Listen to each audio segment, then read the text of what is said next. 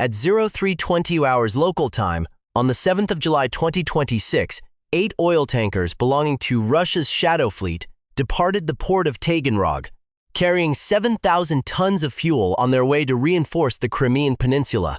But what this convoy did not know was that 45 Ukrainian AN96 Liuchi attack drones were already racing silently toward the southern coast of the Sea of Azov, the very area they were about to pass through.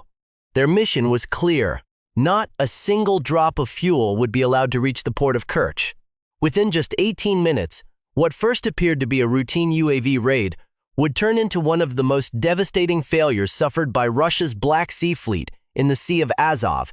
However, what the Ukrainian operators did not know was that 40 miles from the Russian convoy shipping route, a new threat had suddenly appeared from the southern coast. At Cape Chushka, near the gateway to the Kerch Strait, a Russian Kasuka-4 electronic warfare system had just been activated. Within only 5 seconds, the system began to take effect.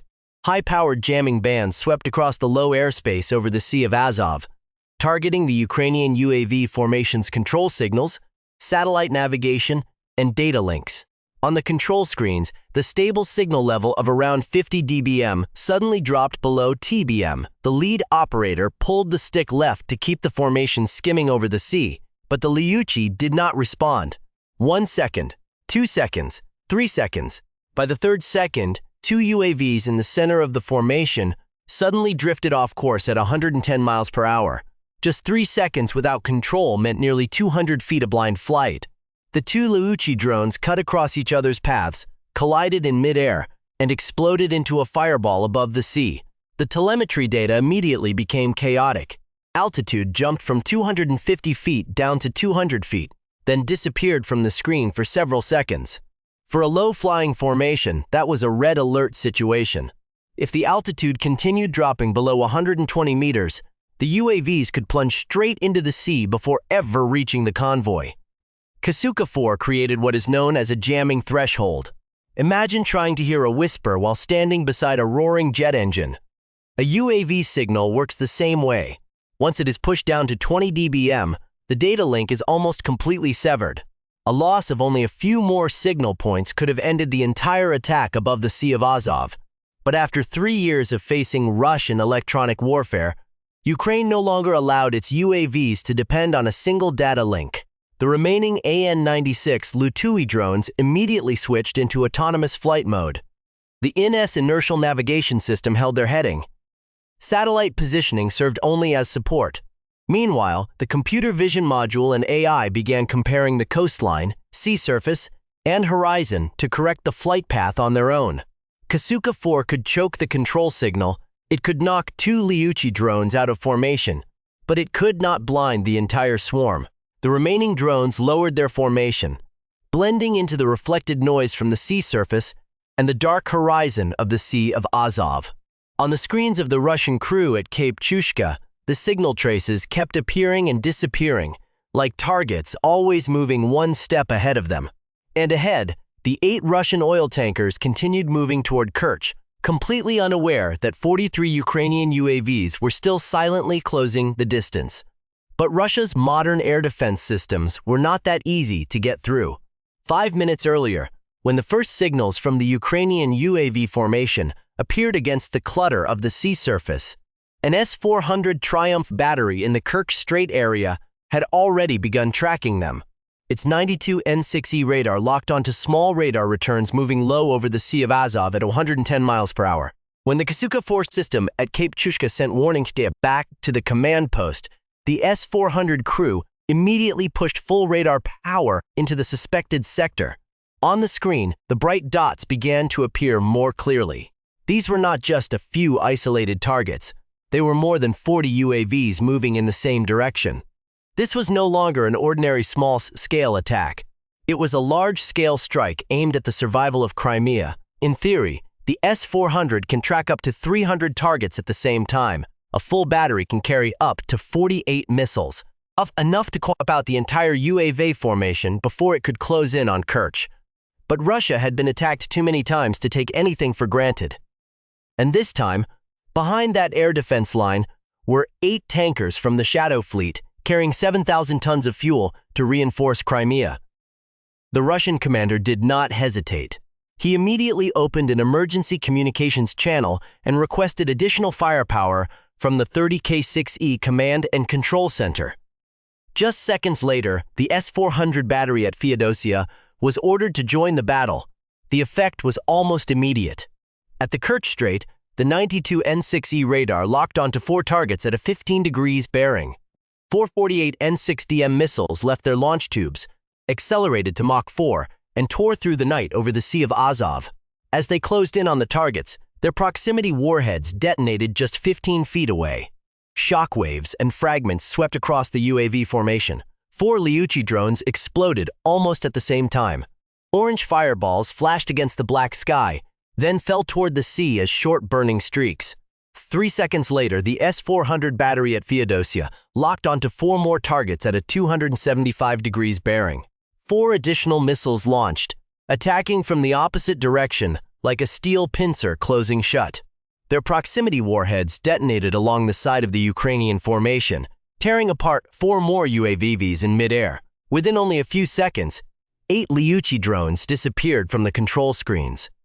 But the rest of the swarm did not stop.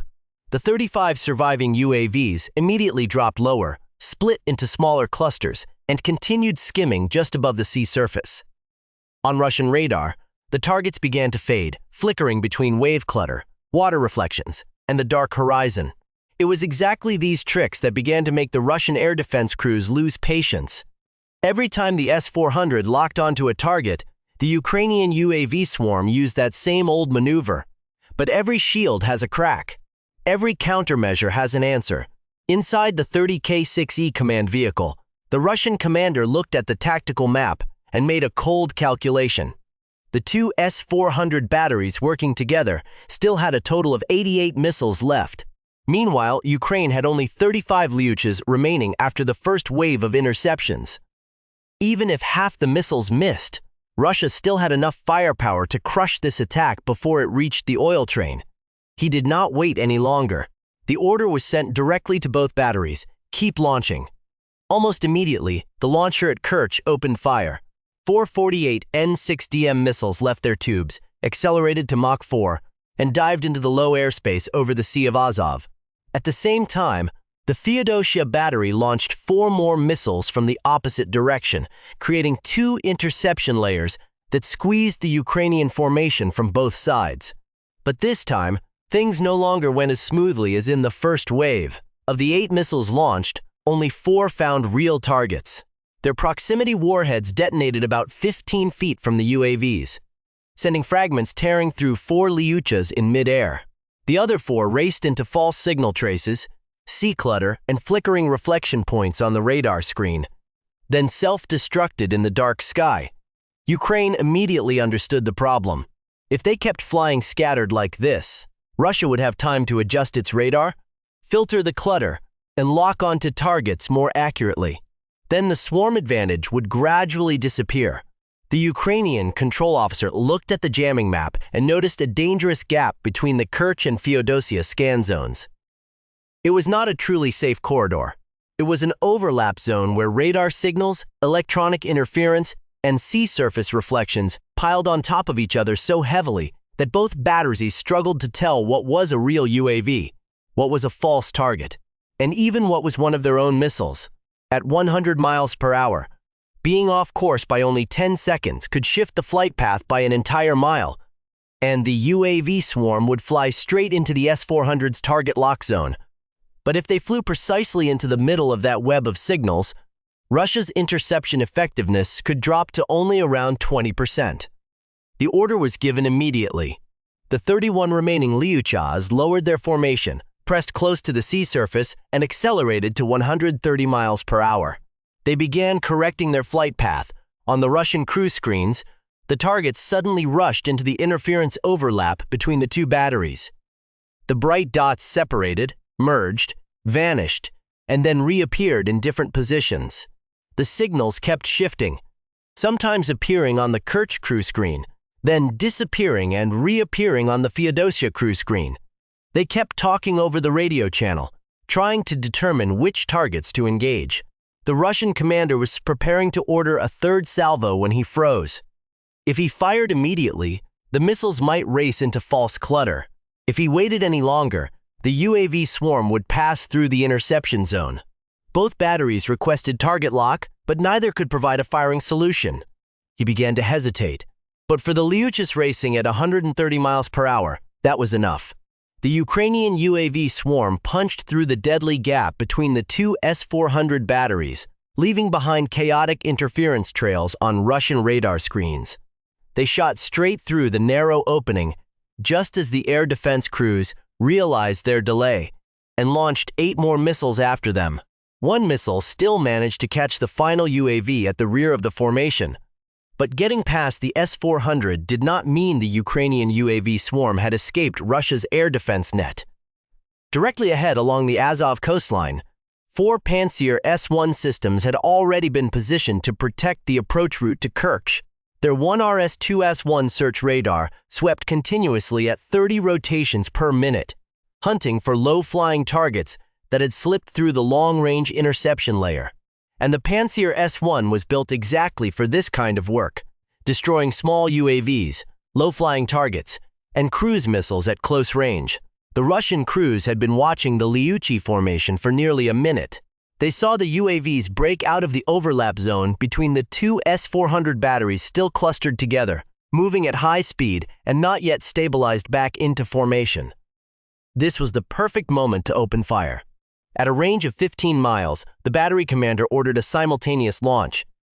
1657 E-6E missiles from 4 Pancier S1 systems left their launch rails, accelerated to nearly Mach 3, and raced straight toward the UAV swarm over the sea. They gave the Ukrainian operators no time to reorganize. The Liuchi drones that had just escaped the S400s were still flying too close together in the most dangerous possible configuration when facing short-range air defense missiles. The first interception wave was brutal. Proximity warheads detonated one after another inside the UAV formation, creating brief fireballs across the dark sky. Shockwaves and fragments tore through composite wings. 16 Liuchi drones were knocked out of the formation in only a few seconds. On the Ukrainian control screens, signal boxes disappeared one after another. The formation fell into chaos. The operators immediately reduced speed, dropped altitude, and ordered the remaining drones to scatter. The surviving UAVs spread out across nearly 3 miles of open sea, flying even lower and pressing close to the wave reflections to confuse Russian radar. The Russian commander saw the problem immediately. He ordered a change in tactics. As the targets dropped too low and spread too wide, the 4 Russian batteries instantly switched to automatic anti-aircraft cannon fire.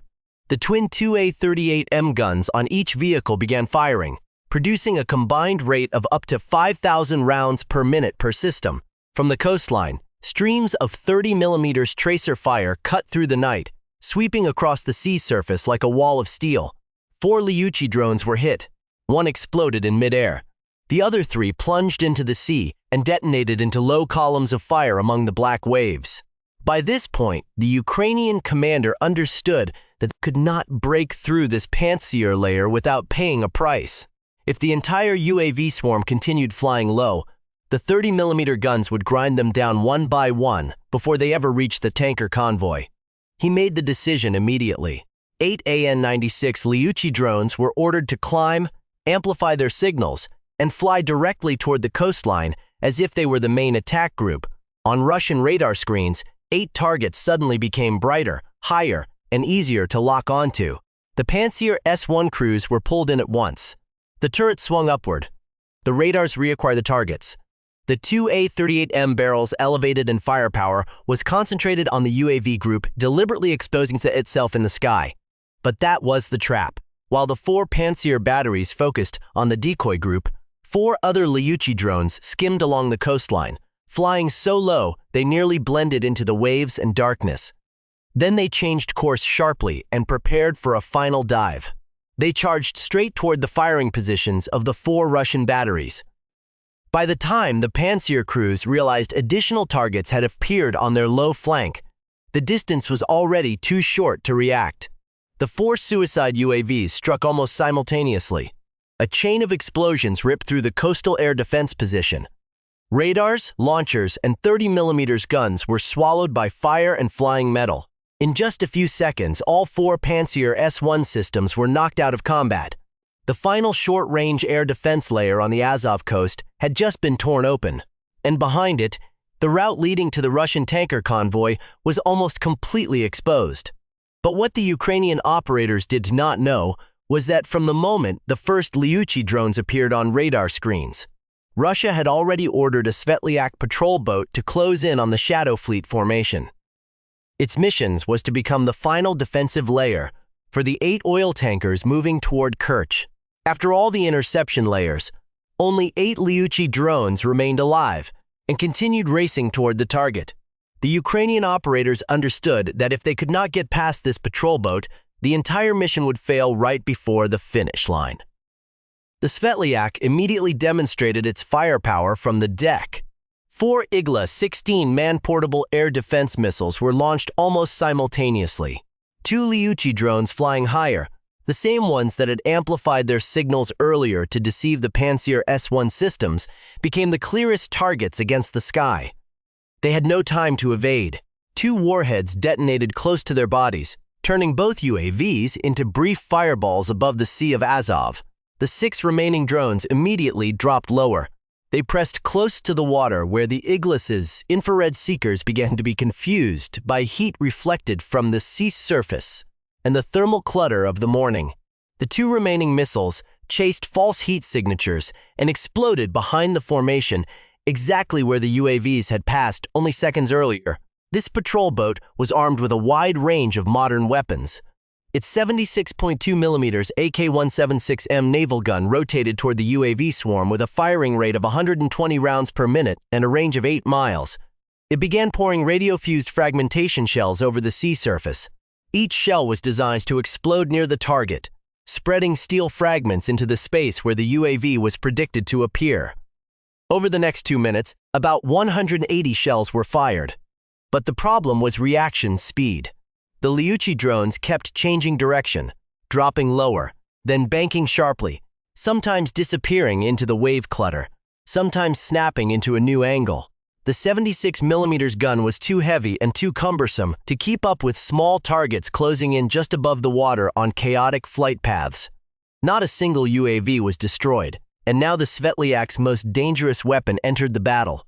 The 30mm AK-630M close-in weapon system came alive with a metallic whine. Its 6 barrels spun up, then unleashed fire at a rate of 5,000 rounds per minute. At a distance of less than 3 miles, it built a wall of rounds in front of the ship's bow, tearing apart anything reckless enough to fly into it. These 6 Liuchi drones felt the pressure immediately. Streams of 30mm fire swept across the sea surface, throwing up white columns of water around the formation. One UAV was hit directly, shattered apart, and plunged into the sea, exploding into a low fireball. The Russian ship commander immediately ordered more firepower. The KPV 14.5mm heavy machine gun at the bow began firing. On deck, Russian soldiers even used AK-74 rifles, aiming by eye at the dark shapes rushing toward them. The sea in front of the Svetliak turned into a chaotic zone of cannon fire, tracer streaks, water columns, and flying fragments. The Ukrainian operators understood that they could no longer keep flying as a single group. They had to split the risk. 2 climbed higher, expanded their signal signatures, and flew on a clear trajectory, as if preparing for a direct dive into the ship. The other 3 dropped close to the sea surface, constantly changing direction as they searched for a gap beneath the AK-630M's curtain of fire. The Russians recognized the tactic quickly. They assumed the 2 high-flying drones were only decoys without warheads, just like in previous engagements. All main firepower was immediately pushed down toward the 3 flying targets. Once the fire was concentrated on fewer targets, the effect was immediate. The AK-630M tore apart 2 Liuchi drones just above the sea surface. The third tried to charge straight into the bow to destroy the ship's firepower, but the 14.5mm KPV machine gun hit it and blew it apart less than 500 YD from the hull. The low targets had been erased. The Russian crew immediately swung the radar and guns back toward the 2 UAVs above, but by then it was already too late. While the firepower had been focused on the sea surface, the two UAVs had climbed to about 1,500 feet. They pushed their engines to maximum power and reached 150 miles per hour. Over the previous 2 minutes, they had covered more than 2.5 miles, moved beyond the AK-630M's most favorable firing angle, and approached directly from above. Right in front of the Russian gun barrels, the two UAVs folded downward almost at the same time, beginning the final dive of the mission. The image of Russia's shadow fleet finally appeared in the nose camera of the first Liuchi drone. 8 oil tankers were moving in an extended formation across the Sea of Azov toward the Kerch Strait. Their hulls heavy, their decks low, and beneath them 7,000 tons of fuel being transported to Kerch to reinforce Crimea. On the decks of the lead tankers, the Russians had prepared the final layer of defense. Newly installed 12.7mm cord-heavy machine guns began firing at a rate of around 600 rounds per minute. At a distance of less than 1 mile, red tracer lines ripped across the sky, racing toward the two UAVs diving down from 1,500 feet. Russian sailors also opened fire with AK-74 rifles, shooting by eye at the two black dots growing larger in the sky. At 150 miles per hour, each Liuchi was closing the distance by about 200 feet every second. That meant from a range of 1 mile, the Russians had less than 15 seconds left to stop them. Others raised Stupor electromagnetic guns, emitting jamming pulses across frequencies from 433 to 5,800 MHz, trying to cut the control channel, suppress GPS and GLONASS signals, and blind the camera with the integrated laser emitter. But it was already too late. In the final phase, the Liuchi no longer depended on a direct control link as it had before. Its inertial navigation system, computer vision, and target locking algorithm had already guided it into the final dive. The jamming pulses from the Stupor only made the video image shake for a few seconds, but not enough to pull the drone off course. The first Liuchi plunged straight down onto the deck of the lead tanker, directly above the oil storage compartment. Its roughly 150-pound warhead detonated as it punched through the thin steel deck. The instant blast pressure tore open the compartment, forcing compressed fuel vapor upward into a massive fireball. In a few thousandths of a second, the temperature at the blast center could exceed 1,000 degrees C. Oil vapor inside the compartment mixed with oxygen, ignited in a chain reaction, and triggered a secondary explosion. The hull shuddered as if it had been lifted from the water. Steel deck plates warped, hatch covers blew open, and a column of fire shot 90 feet into the sky. Less than 4 seconds later, the second Liuchi completed its dive. It slammed into the starboard compartment of the ship, where fuel bulkheads connected to the pump system and oil pipelines. The second impact created a new pressure wave, ripping through the remaining deck section and driving the flames along the length of the hull. This time, the explosion did not come only from the warhead. It came from the fuel the ship itself was carrying. A thunderous blast tore across the Sea of Azov. The shock wave spread through the formation, causing the tankers behind it to sway. On infrared screens, the lead tanker turned into a white-hot mass so intense that it almost erased every surrounding detail. At that moment, the mission of the final 2 UAVs was complete. The last defensive layer had been breached. The lead oil tanker was burning violently, creating the risk of fire and secondary explosions spreading through the rest of the formation. What had begun as a secret supply convoy of the Shadow Fleet had now turned into a disaster at the gateway to Kerch, a strike that forced Russia's Black Sea Fleet to pay the price with the very fuel it was trying to bring into Crimea. This attack did not just destroy an oil tanker. It struck directly at the logistical lifeline of Russia's forces in Crimea. With 7,000 tons of fuel on the way to Kerch, the Shadow Fleet was not simply a supply convoy. It was part of the hidden transport network that helps Moscow sustain the war, bypass sanctions, and keep its military bases in Crimea operating. When Ukraine was able to strike the supply route in the Sea of Azov, the message to Russia was clear. No body of water is truly safe anymore. Strategically, this strike shattered Moscow's assumption that the Sea of Azov was a safer rear area after its losses in the Black Sea. Even though the route was shielded by the Kerch Strait S400 systems, Pancier S1 batteries, electronic warfare, and patrol vessels, the supply line was still penetrated. That forces Russia to disperse more radars, missiles, escort ships, and personnel to protect every future shipment. The direct consequence is disruption to fuel deliveries into Crimea, increasing pressure on Russian armored vehicles, logistics trucks, radars, generators, and naval units. Every ton of fuel brought to the peninsula will become slower, more expensive, and more dangerous to move. At the same time, the Shadow Fleet is no longer a safe and hidden transport network. It has become a target that can be tracked and attacked. More importantly, Ukraine has proven that long-range UAVs are not merely harassment weapons. When used in swarm tactics, combined with decoys, low-altitude flight, autonomous guidance, computer vision, and artificial intelligence, they can penetrate multiple layers of modern defense and strike strategic targets. This is a sign that naval warfare is changing. Expensive defensive systems can no longer guarantee absolute safety against low-cost unmanned platforms used intelligently. And that is the greatest meaning of this battle. Ukraine does not need to destroy Russia's entire transport network in one night. Simply by proving that it can reach it, Kyiv has forced Moscow to defend more, spend more, and constantly fear that the next strike could appear anywhere. What do you think was the key factor in this attack? The UAV swarm tactics, the ability to break through Russian air defenses, or the strike on the fuel supply for Crimea? Leave your thoughts in the comments below. If you found this video useful, don't forget to hit like, subscribe to the channel, and share it to keep following the next